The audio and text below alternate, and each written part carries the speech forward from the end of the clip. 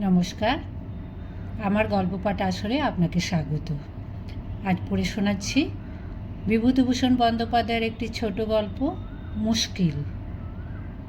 পিসিমা সকালে উঠে আমায় বললেন, যা পয়সা নিয়ে গিয়ে দেখে আয় দেখি বনগাঁর খোয়াড়ে যদি সেখানে গরুটা গিয়ে থাকে। দেখেই এসো না কেন বাপু? মা বলেন, ওকে পাঠানো আর না পাঠানো দুই সমান। ও কি করবে সেখানে গিয়ে? ও পারবে না, ওর বুদ্ধি শুদ্ধি নেই, কখনো ঘরের বার হয়নি। এ কথায় আমি চটে গেলাম মনে মনে। বললাম, তুমি পাঠিয়েই দেখো না, পারি কি পারি নে। আমি বনগাঁ গিয়ে আর গরু দেখে আসতে পারি নে? খুব পারি। বনগাঁ আমি কখনো যাইনি, শুনেছি সে মস্ত বড় শহর জায়গা, কত গাড়ি ঘোড়া, লোকজন, রেলগাড়ি, আরও কত কি দেখার জিনিস সেখানে। আমাদের গ্রামের কিছু দূরে যে পাকা রাস্তা আছে, সেই রাস্তা ধরে পূব দিকে 3 ক্রোশ রাস্তা নাকি যেতে হয়। ওখানে বড় স্কুল আছে। আমাদের গাঁয়ের গিরিন ডাক্তারের ছেলে সুরেন সেখানে স্কুল বোর্ডিংয়ে থেকে পড়ে। মাঝে মাঝে ফিরে এসে বনগাঁ শহরের কত আশ্চর্য আশ্চর্য গল্প করে শুনেছি। সেখানে যাবার ইচ্ছে থাকা সত্ত্বেও মা কিছুতেই আমাকে সেখানে যেতে দেবে না। গেলে নাকি আমি গাড়ি ঘোড়া চাপা পড়ব। গাড়ি ঘোড়া কি লোকের দিকে তেড়ে ছুটে আসে? সাবধান হয়ে বেড়ালেও কি লোকে গাড়ি ঘোড়া চাপা পড়ে? অনেক বুঝিয়ে মাকে রাজি করাই। 8 আনা পয়সা দিয়ে মা বলেন, এটা কাপড়ের খুঁটে আলাদা করে বেঁধে নে, তুই আবার যেরকম ছেলে হারিয়ে ফেলবি কোথায়। আর তুই কিছু কিনে খাস, এই নে 4 পয়সা। আমি বললাম, আরও 2 পয়সা দাও। আবার কি হবে? দাও না, খেলনা কি নতুন জিনিস কিনে আনবো। যা যা নিয়ে। ভাদ্র মাস, চারিদিকে সবুজ আমন ধানের খেতে খেতে ঢেউ ফেলছে। বনধুধুলের বড় হলদে ফুল ঝোপে ঝোপে ফুটে রয়েছে। শুকনো কাঠ ভেঙে পড়েছে পাকা রাস্তার ওপর একটা চটকা গাছের তলায়। একটা বিলিতি শিরীষ গাছে মাকাল ফল পেকে ঝুলছে। পাট বোঝাই একখানা গরুর গাড়ি আমার আগে আগে চলেছে ক্যাঁচ ক্যাঁচ করতে করতে। আমার মন কাঁচা খোলা পাখির মতো হয়ে গিয়েছে। কোথায় যেন চলেছি কত দূরে। রক্তকুঁচের কাঁটা লতায় হলুদ ফুল ফুটেছে, তার কেমন গন্ধ। লতা বেয়ে কাঠবেড়ালি উঠেছে ঝোপের মাথায়। দাঁড়িয়ে দেখে দেখে যেমন একটা ঢিল মেরেছি, অমনি পালিয়ে গেল। পাট বোঝাই গাড়িটা এবার ধরে ফেলেছি। একটা বুড়ো মুসলমান গাড়ি চালাচ্ছে। একটি ছোট ছেলে পাটের বস্তার ওপর বাঁশ ধরে বসে আছে। বুড়োকে দেখতে আমাদের গাঁয়ের ময়জদ্দি কাকার মতো। আমি বললাম, কোথাকার গাড়ি? বুড়ো গাড়োয়ান বললে, সনেকপুরীর। কোথায় যাবে? বনগাঁয়, কুণ্ডুদের আড়তে। আমায় নেবে? উঠতে যদি পারো ওপরে তবে চলো। গাড়ি থামাও। থামাতেই পারবো না, পেছন দিয়ে ওঠো। হ্যাঁ, পড়ে মরি আর কি, যাও তুমি চলে। ওঠো না খোকা, ভয় কি? না, তুমি যাও, তোমার আগে বনগাঁ পৌঁছে যাব। খানিকক্ষণ জোর পায়ে হাঁটবার পরে কোথায় পড়ে রইল গরুর গাড়িটা। বারবার খুশির সঙ্গে পেছনে ফিরে চেয়ে দেখতে লাগলাম। একজন বাগদি মস্ত বড় একটা মাছ নিয়ে চলেছে বনগাঁর দিকে। তাকেও গিয়ে জোর পায়ে ধরে ফেললাম। সে আমার দিকে ফিরে চাইলে। 2-একবার চাইবার পর বলে, বাবা কোথায় যাবা? বনগাঁ। কেন? গরু পন্টে গিয়েছে, আনতে যাব। আপনাদের বাড়ি কনে? গোপালনগর। ওখানে তো পন্ট আছে। সে পন্টে নেই, আজ 2 দিন হারিয়েছে। মা বললে বনগাঁর পন্ট খুঁজে আসতে। আজকাল দুষ্টুমি করে দূরির পন্টে দেয়। তা চলো মোর সঙ্গে। খানিক দূর গিয়ে পথের ধারে একটা বন জঙ্গলের মধ্যে তাল গাছ থেকে ধূপ করে একটা তাল পড়ল। আমি ছুটে আনতে যাচ্ছি, মাছওয়ালা বাগদি আমাকে বলে, কোথায় যাচ্ছেন বাবা? যাবেন না? জঙ্গলের মধ্যে সাপ খোপ আছে, এখন বিকেলে রোদ নেই, দেখতে পাবেন না। আর তাল নিয়ে বইবেন কেমন করে? সে কথা ঠিক, বইব কী করে অত বড় তালটা? সে কথা ভেবে দেখিনি। তাল পড়বার শব্দ হলেই দৌড়নো চাই। তখন আরও মনে পড়ল আমাদের পুকুর ধারেই জ্যাঠামশাইদের তাল গাছ থেকে আজই সকালে দুটো বড় বড় তাল কুড়িয়ে এনেছি। গিয়ে আরও কত কুড়োবো? কি হবে এখান থেকে তাল বয়ে নিয়ে গিয়ে? রাস্তার দুধারে খালি বন জঙ্গল। এক জায়গায় বুনো করমচা পেকে আছে দেখে তুলতে যাচ্ছি। আমার সঙ্গী বারণ করলে, যেও না, তুলো না। কেন? কেন আবার? বাড়ি থেকে সদ্য বেরিয়েছ ছেলে মানুষ, ও ফল খেলি হাড়ে জ্বর এখনই টেনে বের করে এনে ফেলবে। আমাদের বাড়িতে তো কত খায়, খায় রেঁধে, কাঁচা কেউ খায় বলতে পারো? ওর ওপর আমার বড় রাগ হলো। ওকে আমার অভিভাবক, যা করতে যাচ্ছি তাতেই বাধা দিচ্ছে। তাল কুড়ুতে দেবে না, করমচা খেতে দেবে না।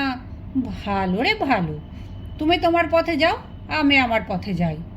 আমি ওকে বললাম, বনগা কত দূর হবে?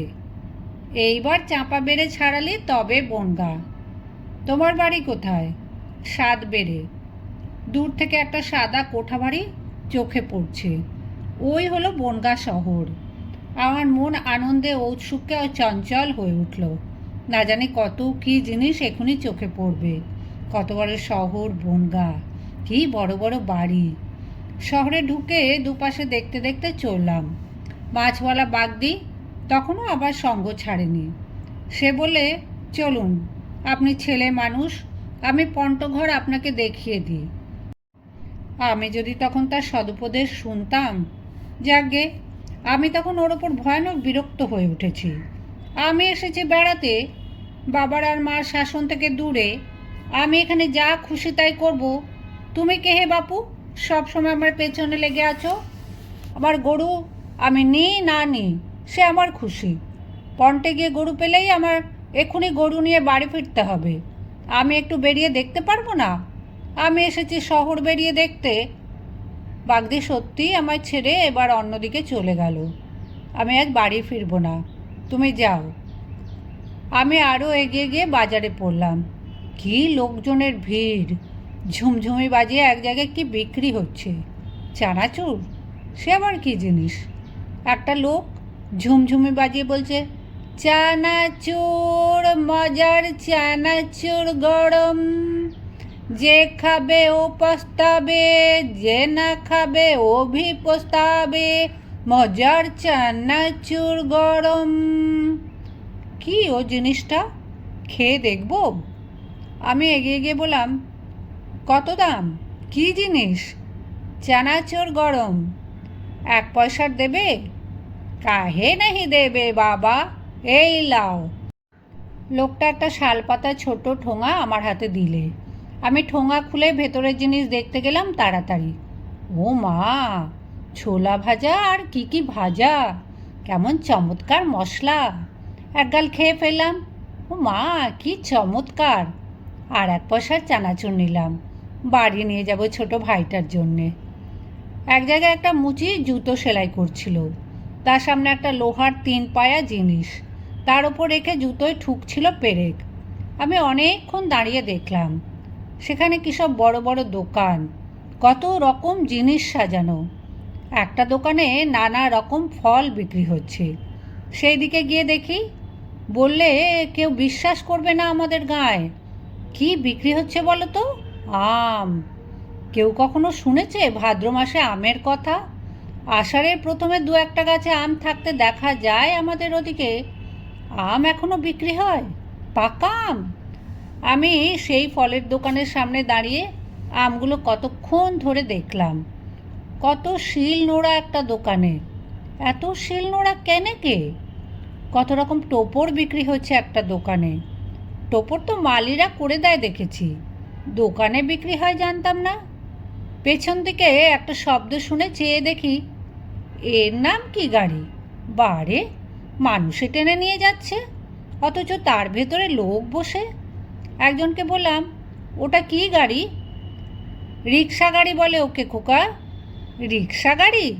হ্যাঁ, দেখনি কখনো? তোমার বাড়ি কোথায়? গোপালনগর পাড়া গাঁ।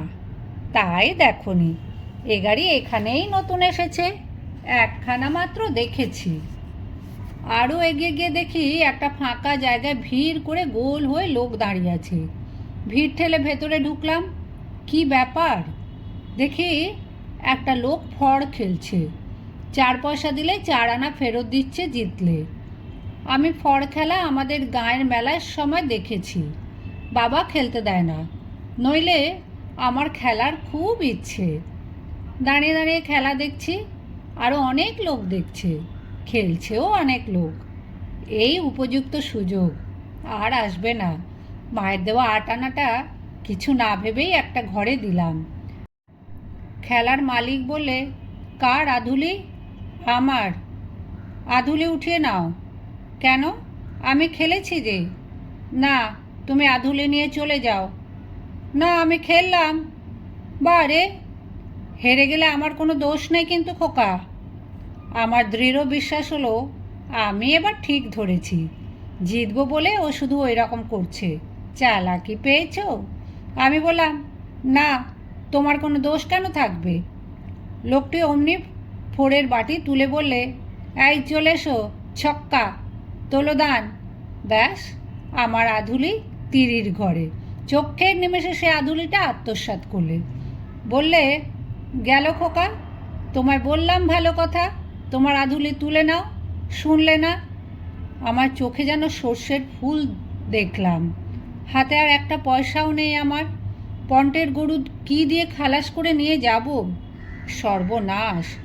সেই মাছওয়ালা বাগদি লোকটা সৎ পরামর্শই দিয়েছিল, তখন কেন শুনলাম না? বাবা অবশ্যই বাড়ি থাকে না, মা শুনলে কি বলবে? 8 পয়সা গেল, একাত্তা কি? আহা, সেই অপূর্ব বস্তু চানাচুরো যদি কিনতাম ওই 8 আনা দিয়ে, এতগুলো দিত, বাড়ির সবাই খেয়ে খুশি হতো। এভাবে একেবারে মূলে হাভাত হতো না আধুলিটা। না, আর কোথাও দাঁড়ালাম না। মন বড্ড খারাপ হয়ে গিয়েছিল। শহর অতি খারাপ জায়গা, পেট ছুঁই ছুঁই করছে খিদেতে। 4 পয়সা আছে সঙ্গে, ওই পয়সায় পান কিনে নিয়ে যেতে হবে মার জন্য। মা পান পেলে খুশি হয়, হয়তো আধুলি খোয়ানোর রাগটা একটুখানি কমতে পারে।